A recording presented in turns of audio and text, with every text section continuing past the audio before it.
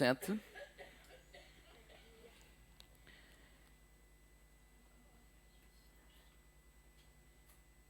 Como o irmão Pinto disse, eu creio também que na semana passada, além de termos o nosso aniversário, o nosso tempo de conferência, o nosso fim de semana de especial, buscarmos e mais um ano, eu acredito que, creio mesmo do fundo do meu coração, irmãos, que nós, enquanto comunidade, sendo cristão, Vida Abundante, aqui na Figueira da Foz, nós entramos num novo tempo.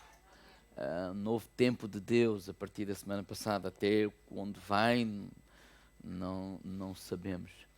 E durante este mês de outubro, eu vou partilhar o meu coração acerca de alguma coisa que eu comecei a falar na primeira sexta-feira do mês. Os irmãos que não vêm, aquela sexta que eu disse, olha, adquire o CD, nós oferecemos, etc., onde eu falei sobre como é que eu vi a igreja e qual é o nosso modelo. O modelo é Atos capítulo 2, no sentido, a igreja é o conjunto daqueles irmãos que creem em Cristo e têm um compromisso com Cristo e se reúnem ao redor de Cristo.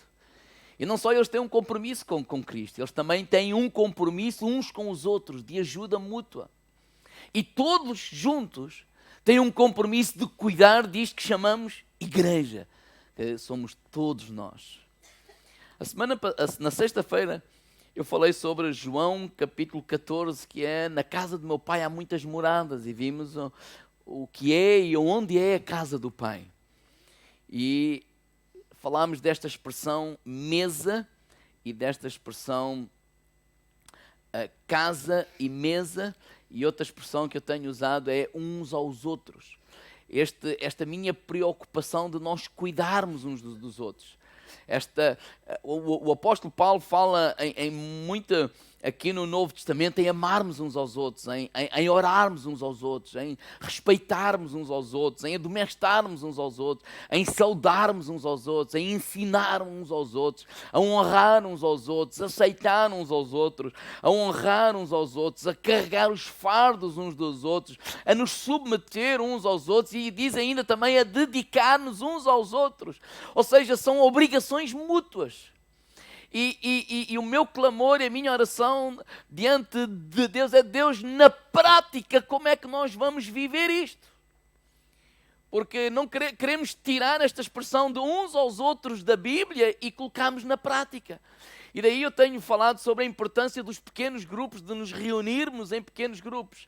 E aquilo que eu vou falar durante este mês de outubro é o partilhar o meu coração em relação a isso, mas não é vender um projeto. Eu não estou aqui para vender um projeto e para dizer que todos temos que fazer isto ou aquilo. Não, quero partilhar o meu coração, aquilo que eu vejo, aquilo que o Espírito de Deus, à medida que essa preocupação aumenta e eu vou estudando a palavra de Deus e lendo a palavra de Deus, aquilo que o Espírito de Deus tem colocado no meu coração, porque de facto pessoas precisam de pessoas. Ou pessoas precisam de Deus. E então eu ia dizer o seguinte: e de pessoas precisam de pessoas. Porque no domingo, como um culto como este, é difícil nós vivermos toda esta expressão de uns aos outros. Nós vemos as costas uns dos outros. Cumprimentamos-nos, alguns, nem todos, porque uns chegaram mais tarde, outros já estavam, o culto já tinha começado e naturalmente nós não vamos... É normal. Nesses pequenos grupos nós temos a oportunidade de nos conhecer um pouco melhor e nos sentarmos ao redor da mesa. Abrimos a palavra de Deus para estudar a Bíblia e convidamos Jesus a nos sentar à nossa mesa. Porque eu acredito que quem é o Senhor da igreja é Deus. Quem é o Senhor que dirige a igreja é Deus. E eu creio que esta atitude e este coração puro, na mais simplicidade de convidar Cristo para a nossa mesa, Ele é Ele que vai tocar, dirigir, transformar, e eu creio que coisas maravilhosas nós iremos continuar a ver na vida de cada um de nós. E hoje eu escolhi uma passagem disto mesmo, de uma casa Porque isto nas casas não é novo. Quando Jesus morreu, os discípulos ficaram desorientados, mas eles não se dispersaram. Eles ficaram confusos, o que é que está a acontecer? Eles não se dispersaram, eles estavam reunidos numa casa. E juntos estavam ali, tanto que Jesus apareceu, nem abriu a porta, não é? Apareceu, entrou por ali dentro, diz: paz seja convosco. Eles ficaram todos admirados. Não, isto da casa, de estarmos juntos, estudarmos a palavra de Deus em casa, isso não é nada de novo. A igreja de Atos vivia isso, quer dizer, não é nada de novo, mas é algo poderoso para as nossas vidas. Em Lucas 7, fala de um homem que faz um convite a Jesus para comer em sua casa, um fariseu. Lucas 7:36, vamos lá. Vamos meditar um bocadinho. E o título da mensagem é À Mesa com Jesus. Não é só à mesa, e nem de propósito hoje temos o culto ceia, ou vamos servir a ceia, mas à mesa, mas convidando Jesus para estar nessa mesa connosco. Lucas 7:36 diz que rogou-lhe um dos fariseus que comesse com ele, e entrando em casa do fariseu, assentou-se à mesa. Ou seja, um homem convida Jesus e Jesus aceitou o convite. A primeira coisa que eu quero partilhar com os irmãos é que a intenção deste fariseu de convidar Jesus era só uma. Era questionar Jesus, avaliar Jesus, tipo passar Jesus por um raio-x, porque ele tinha como missão perceber se Jesus era quem ele dizia que era. E não é nada de mau nisso, porque na verdade muitas pessoas já tinham se levantado dizendo que era o Messias, que era o Filho de Deus, e eles esperavam o Messias. Então havia algumas características que a lei falava que quando o Messias viesse tinha que ter. Então ele estava a analisar, ele e muitos outros. Então este jantar provavelmente não foi um jantar a dois. Pelo contrário, o fariseu tinha outros colegas dele, fariseus, doutores da lei, que estavam ali para questionar Jesus, para analisar Jesus, para perceber se ele é mesmo aquilo que ele diz que ele é. E por outro lado, Jesus também não devia ter vindo sozinho, os discípulos, alguém. Na verdade, quando nós estudamos e lemos algumas coisas na história, esta época era costume nestes jantares com pessoas ou populares ou famosas, etc., ser feito assim de porta aberta. Tipo, abria-se a porta, as janelas, e até para dar oportunidade que quem passasse lá de fora pudesse espreitar. E havia sempre muitos curiosos. Então a cena mais ou menos era assim: o fariseu, os seus amigos fariseus e outros doutores da lei, Jesus sempre com uma multidão atrás, e quando ele entra naquela casa, alguns têm lugar lá dentro, outros não. Uns têm lugar à mesa, ficam à mesa, outros não, ficam de fora, mas estão ali tipo a presenciar, não comem, mas veem. Porque esta é a razão porque aparece uma mulher ali. Aparece uma mulher ali, não bate à porta, não há porta, não, mas ela aparece lá de repente, porque naquele tempo era natural que isso acontecesse, ser assim de porta aberta, tipo até para os outros verem a ostentação ali do banquete, do que é que está ali a acontecer. E depois fala de repente aparece uma mulher. Esta mulher, a partir do versículo 37 e 38, é uma mulher da cidade, diz a Bíblia que é uma mulher pecadora.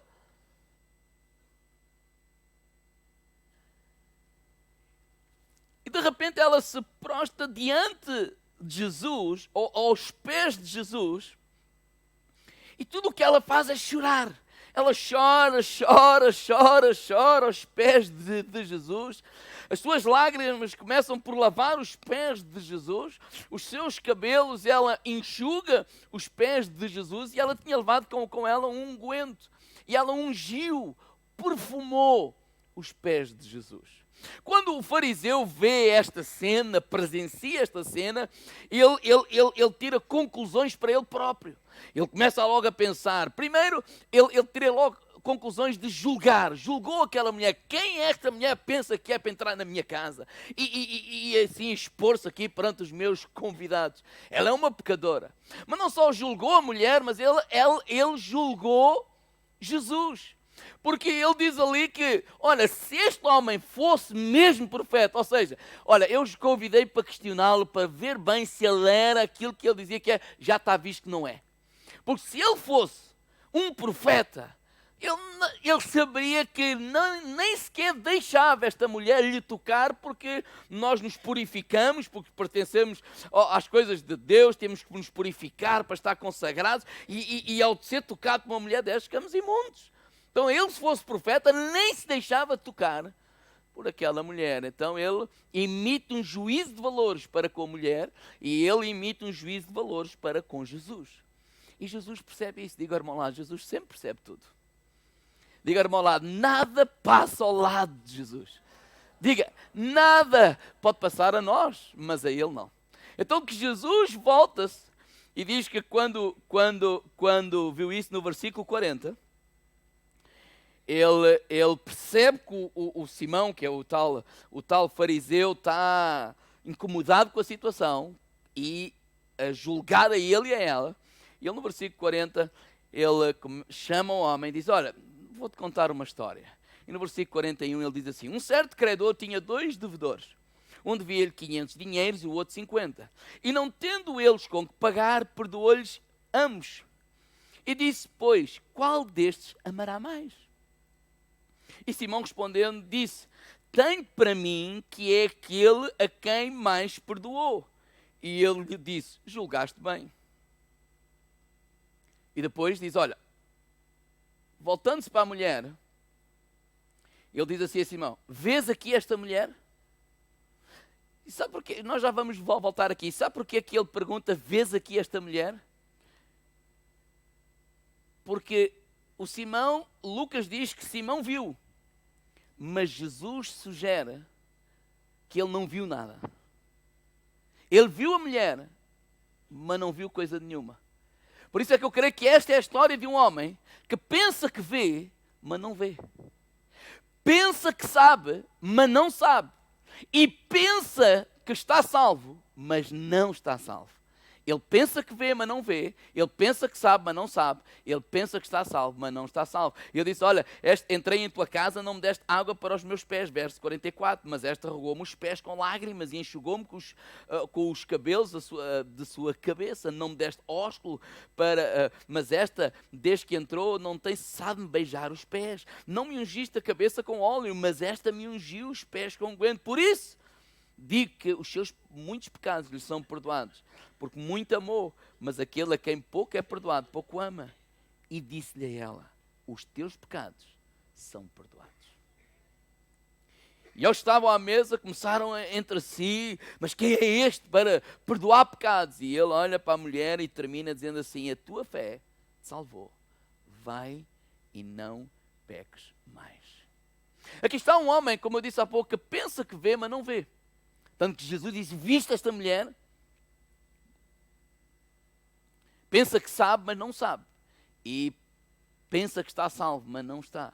E eis aqui uma mulher que de facto experimenta a salvação, experimenta um encontro com Jesus. E esse encontro com Jesus é tão significativo para ela, que ela sai dali com um alívio total. Não só os seus pecados são perdoados, mas o próprio Jesus diz para ela, a tua fé te salvou. Mas ao fariseu não. Na verdade, o fariseu pensa que está salvo, mas vemos que não está.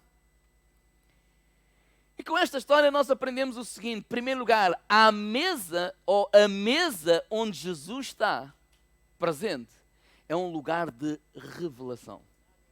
Diga ao irmão ao lado, quando Jesus está presente, há revelação. Porque esta história é uma advertência para nós, irmãos. Porque este homem dava importância a coisas que Jesus não dava importância. E não dava importância a outras coisas que Jesus considerava de veras importantes. Mas ele não sabia isso. Mas quando Jesus está presente, ele traz isso cá para fora. Jesus é como que aquele que ilumina, aquele que traz para a frente aquilo que está em oculto, aquele que traz para o visível aquilo que estava invisível, aquilo que não é visto humanamente falando. Quando Jesus está presente, Ele faz com que isso seja visto, Ele faz com que isso seja iluminado, Ele faz com que isso seja revelado. Ele, na verdade, nos mostra quem, na verdade, nós somos. Porque às vezes nem nós mesmos nos conhecemos assim tão bem. Mas Deus nos revela. Quando nós convidamos Jesus a estar presente à nossa mesa, Deus nos vai revelar a nós mesmos quem nós verdadeiramente somos. Não é quem dizemos que somos, não é quem pensamos que somos, não é quem desejamos ser, é quem verdadeiramente somos. E só Jesus traz essa revelação à nossa vida. Só Jesus. Então Jesus fez questão de dizer ao fariseu, dizer assim: olha, eu vi-te, eu estou-te a ver. Diga, irmão lá, estou-te a ver. Eu vi também esta mulher. Tu pensas que me viste, mas tu não viste. Tu pensas que sabes, mas tu não sabes nada. Porque tu pensas que eu sou um falso profeta, me julgaste como um falso profeta, por isso tu pensas que viste, mas não viste coisa nenhuma. Mas olha, eu vi-te. Eu vou-te dizer o que é que eu vi. Tu pensas que és aceite, que és puro, que és perfeito, que és, sei lá, convidaste-me para jantar à tua casa e és lúcido, és uma pessoa lúcida o suficiente para dizer: eu não sou perfeito, mas arrogante o suficiente para dizer: eu sou quase perfeito. Tu és lúcido para dizer que eu não sou perfeito, mas quase. Porque a minha dívida é pequenina. Eu devo 50 moedas e até comparado com esta mulher que deve 500 moedas, o que é isso? Isso não é nada. Essa mulher é pecadora, eu não sou pecador. Essa mulher não é merecedora da graça ou da aprovação de Deus. Não, eu sou merecedor da aprovação de Deus. E esta parábola mostra-nos que há dois tipos de pessoas perdidas. O primeiro tipo de pessoa perdida é aquela pessoa que está perdida e tem um olhar sobre si mesmo depreciativo. Tem um olhar sobre si mesmo negativo. Talvez até influenciado pela sua culpa, não é? por aquilo que tem feito, pela maneira como tem levado a vida, e se culpabiliza e se condena e acha que de facto nem sequer é digno, tal e qual como aquele fariseu quando vai pedir ajuda, aquele general quando vai pedir ajuda lá em Mateus 7, no primeiro versículo, pedir ajuda a Jesus por causa do seu empregado, e Jesus diz: eu vou à tua casa, e ele diz assim: olha, eu nem sou digno que tu entres na minha casa, eu nem sou digno. Era assim que esta mulher se sentia. Eu nem sou digna de sentar à mesa. Então ela se prostra aos pés. Ela chora, ela pranto, ainda que para honrá-lo, sim, ainda que para adorá-lo, sim, ainda que para reverenciá-lo, ainda que para ungí-lo, ainda que para beijá-lo, mas ela se prostra aos pés, porque ela acha que nem sequer é digna de estar à mesa com Jesus. E de facto ela está perdida. Porque ainda não recebeu o amor de Deus e o perdão de Deus e a graça de Deus que nós cantamos esta manhã, que somos filhos de Deus. Não porque somos merecedores, mas por aquilo que Cristo fez por nós na cruz do Calvário. Então ela está perdida. Ela se sente condenada. Mas há outro tipo de perdido, que é aquelas pessoas como este fariseu, que estão perdidos, mas não sabem que estão perdidos.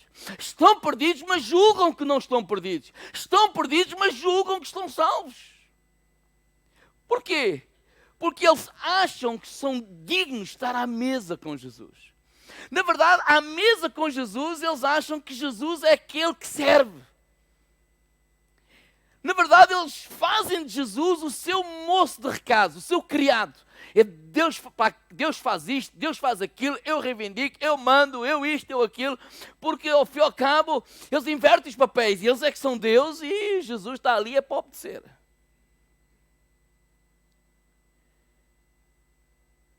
Eles pensam que veem, mas não veem. Eles pensam que sabem, mas não sabem. Eles pensam que estão salvos, mas não estão. Porque à mesa com Jesus, irmãos, tudo isso que está escondido vem ao de cima. E nós não precisamos de falar. Porque há coisas em nós onde na verdade nós falamos. Mas às vezes nem é com palavras. Porque quando eu olho para o fariseu falou, mas não foi com palavras. A mulher falou, mas não foi com palavras. Nós falamos com gestos. Nós falamos com silêncios. Nós falamos com omissões. Nós falamos com olhares. Nós falamos com atitudes. Por isso é que Jesus volta-se para o fariseu e disse: olha, eu sei que tu és uma pessoa orgulhosa, vaidosa, prepotente. Achas que és merecedor da aprovação de Deus. E como é que Jesus sabe isso? Alguém lhe disse? Não, ele viu. Porque nós falamos, diga ao irmão ao lado, e muito, sem palavras. E ele começa, versículo 44, 45, 46. Olha, eu entrei na tua casa e tu não me deste água para os pés, para me lavar os pés. Hoje pode não fazer sentido para nós, mas naquele tempo eles faziam caminhadas a pé. Todas as estradas não eram alcatroadas, eram de pó. Então, o bem receber era ter alguém na casa que recebe aquela pessoa e a primeira coisa que faz é lavar os pés, massajar os pés, preparar a pessoa para ir para a mesa. Tem uma viagem cansativa. E ele diz: olha, tu não fizeste nada disso. Olha, mas esta não para de me beijar os pés. Olha, versículo 45, tu não me deste um ósculo, ou seja, tu não me saudaste com um beijo. Mas esta não para de me beijar os pés. Olha, tu não me ungiste a cabeça com óleo, mas esta me ungiu os pés com o seu unguento. Ou seja, por outras palavras, o que Jesus está a dizer àquele homem é assim: tu não fizeste para comigo o que era suposto um bom anfitrião fazer. Um bom anfitrião colocava o seu convidado num lugar de honra, mas ele colocou o seu convidado num lugar de julgamento, num lugar de escrutínio, num lugar de juízo. Então eu sei, tu não falaste muito, mas tu disseste tudo.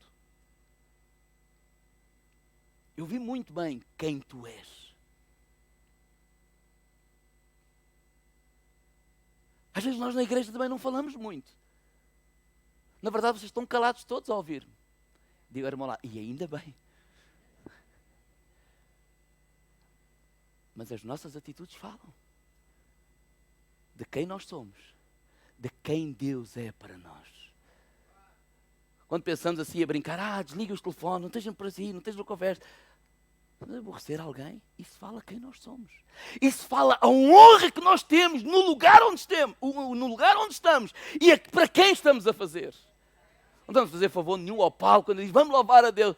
Hoje não me apetece. O problema é teu, não é dele. Mas as nossas atitudes falam. Por isso é que às vezes podemos nos colocar no lugar deste fariseu. Pensamos que vemos, mas não estamos a ver nada. Pensamos que sabemos, mas não estamos a saber nada. E pensamos que estamos salvos. E podemos não estar. Porque as nossas atitudes falam. Nós não vimos aqui passar um bom tempo.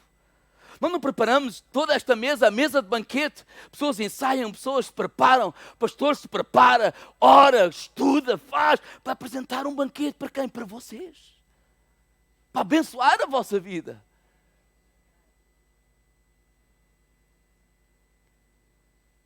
Nós calados, falamos muito com as nossas atitudes. Tanto que esta mulher também não falou, só chorou. A Bíblia diz que ela chorou. Tanto chorou que não sei quantos litros de água foram, mas suficientes para lavar uns pés. Enxugou-os, beijou e ungiu. E com esta atitude, sabe o que é que esta mulher estava a dizer a Jesus? Tem misericórdia de mim, Senhor. Sabe o que é que esta mulher estava a dizer a Jesus? Eu sei quem eu sou. Eu não sou merecedor da tua graça. Eu não sou merecedor da tua bondade. E eu sei quem tu és, o Cristo, o Filho do Deus vivo. Esta mulher não usou de palavras, mas ela disse tudo. Por isso, Jesus voltou-se para ela e disse: os teus pecados te são perdoados. Vai em paz. Oh, a tua fé te salvou. Vai em paz. Quando nós estamos à mesa com Jesus, a mesa é um lugar de revelação. Jesus nos revela em primeiro lugar quem nós somos. Jesus nos revela em segundo lugar quem é a pessoa que está conosco. E Jesus nos vai revelar quem Ele verdadeiramente é. A mesa com Jesus não é um lugar de brincadeira, é um lugar de revelação. É um lugar de temor. Nós às vezes julgamos que conhecemos as outras pessoas. Por exemplo, eu penso que conheço a Carla pensa que me conhece a mim. Porquê? Porque estamos casados e aqueles que estão casados há mais tempo, eu conheço ele como uma palavra. Mas verdadeiramente, nós não conhecemos tudo da pessoa. Quando ele olhou, eu sei que ela é pecadora. Não, estás enganado, ela não é pecadora. Quando nós convidamos alguém para a nossa mesa e despimos-nos do preconceito, de dizer, eu sei quem ele é, e despimos-nos do preconceito, e trazemos para a intimidade. Porque quando a pessoa abre o coração para nós, ou quando nós prestamos atenção à pessoa, nós vamos prestar atenção às suas dores, nós vamos prestar atenção aos seus medos, nós vamos prestar atenção às suas angústias, nós vamos prestar atenção às suas perguntas, às suas dúvidas, às suas faltas, às suas culpas, inclusive aos seus pecados. Mas se acolhermos a pessoa sem julgamento, nós vamos poder presenciar também a graça de Deus na vida da outra pessoa. E ver não ele como um pecador, mas ver a graça de Deus a se manifestar a outra pessoa. Ver a transformação de Deus. E à medida que vemos a transformação de Deus e a graça de Deus na outra pessoa, recebemos da mesma graça e da mesma transformação e do mesmo galardão para a nossa vida também. Irmãos, nós temos coragem de convidar Jesus para a nossa mesa. Aquele homem estava enganado. Ele pensava que sabia, mas ele não sabia. Ele pensava que via tudo, mas ele não via. E pensava que estava salvo, mas ele não estava. Então eu creio que quando nós convidamos alguém para a nossa mesa, e esse tem sido o desafio destes últimos tempos que eu vou fazer, é de abrir a tua casa e convidar alguém para juntos estudarem a Bíblia. Uma vez por semana, 15 em 15 dias, o ideal seria uma vez por semana. E convidar Jesus para sentar à nossa mesa. Porque quando abrimos a palavra e estudamos a Bíblia, nós não queremos ver as coisas com os nossos olhos. Nós queremos que Jesus traga revelação à nossa vida. Porque quando Jesus está, Ele ilumina. Ele traz revelação de quem eu sou. Ele traz revelação de quem é o meu próximo. E Ele traz revelação de quem é Deus. E com humildade deixarmos Deus transformar a nossa vida. Agora eu vou-lhes ser muito sinceros, eu não estou a vender um projeto. Porque como é óbvio, irmãos,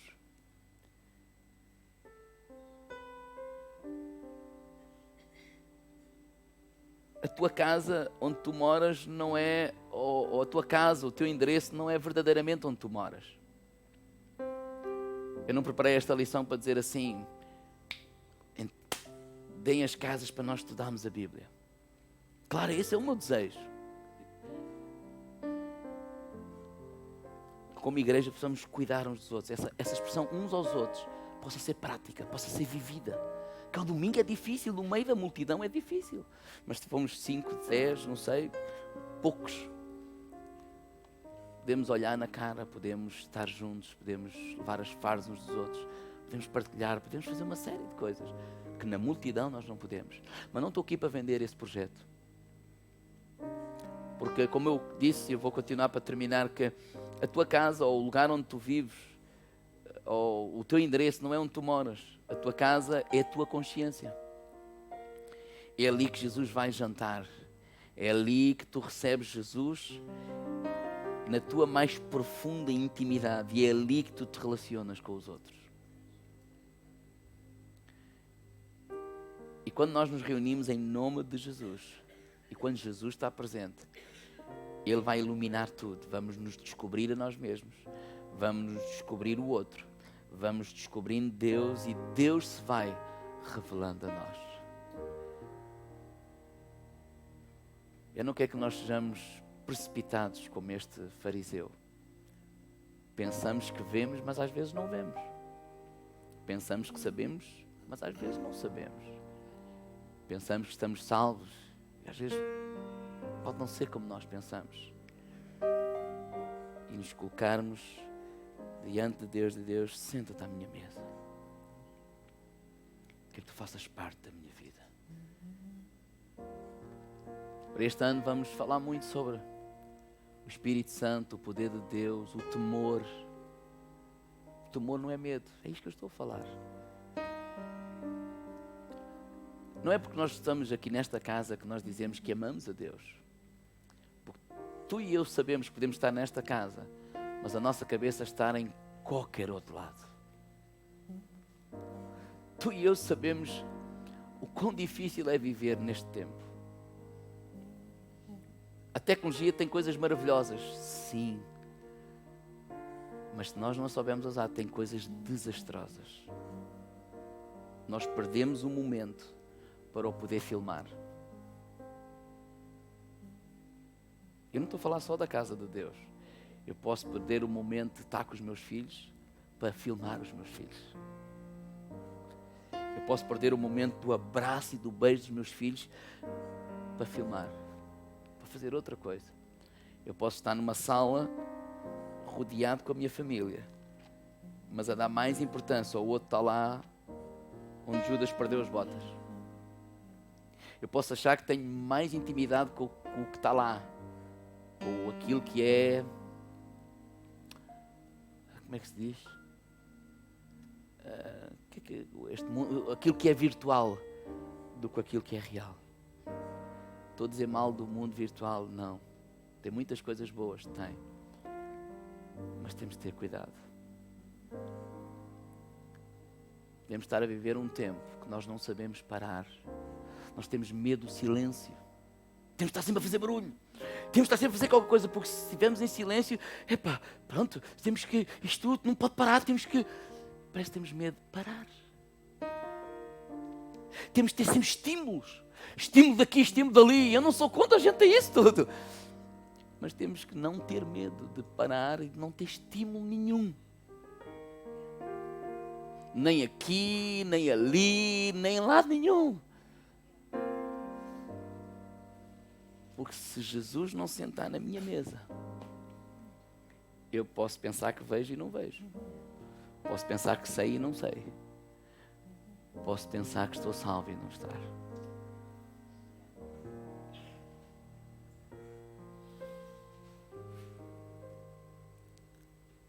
Às vezes podemos olhar para este tipo de conversa como o pastor quer. O pastor não quer nada. Quero. Tenho um alvo. Não é de ditar mensagens para vocês. Esta a gente nunca ouviu. Não, a outra a gente já tinha ouvido há 1 ano e meio atrás. Não. É que a palavra de Deus possa produzir fruto na nossa vida. Possa produzir temor. E pensem, se reunimos apenas uma vez ou duas por semana, 1h30 ou 2 horas. E mesmo assim, às vezes, nós não conseguimos desligar de tudo o que está à nossa volta. Nós pensamos que sabemos. Pensamos que não vemos. Mas Jesus disse assim para aquele homem: olha, tu não falaste, mas eu tirei-te a radiografia. Eu sei o que é que tu pensas, o que é que tu achas, o que é que tu achas de mim, o que é que tu achas de ti, o que é que tu achas... Eu sei isso tudo. Porquê? Porque a tua atitude fala, o teu silêncio fala, a tua omissão fala. Tudo em nós fala.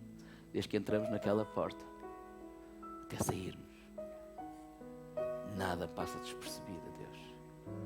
O pastor vê algumas coisas, não diz outras,